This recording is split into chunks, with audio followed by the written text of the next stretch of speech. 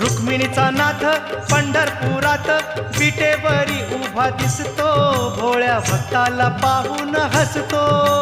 रुक्मिणीचा नाथ पंढरपुरात विटेवरी उभा दिसतो, भोळ्या भक्ताला पाहून हसतो. रुक्मिणीचा नाथ पंढरपुरात विटेवरी उभा दिसतो, भोळ्या भक्ताला पाहून हसतो. रुक्मिणीचा नाथ पंढरपुरात विटेवरी उभा दिसतो, भोळ्या भक्ताला पाहून हसतो.